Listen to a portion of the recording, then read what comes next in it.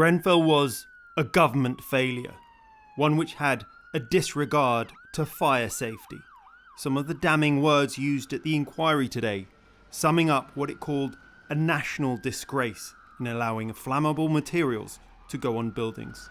It is a disgrace that despite this knowledge, nothing was done to protect the only people who did not know, the people living in tower blocks, and in particular those living in the Grenfell Tower, up until the night of the 14th of June 2017. Lawyers for Grenfell survivors and bereaved said the government knew decades before the tragedy of the dangers of flammable cladding, pointing to fires as far back as 1991, like this one in Knowsley Heights in Liverpool.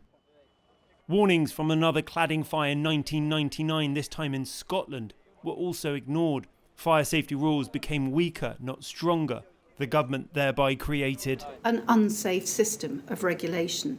Government admits it presided over a system which facilitated disasters such as Grenfell.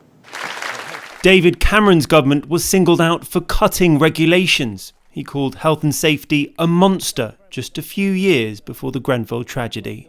I think that will take a lot of fear out of the health and safety monster.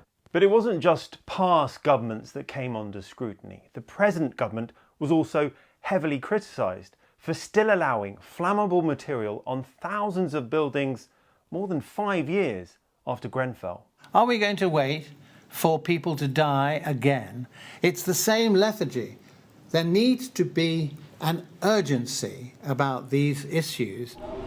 The government will be giving its closing submissions to the hearing on Wednesday. Rags Martel, ITV News, at the Grenfell inquiry.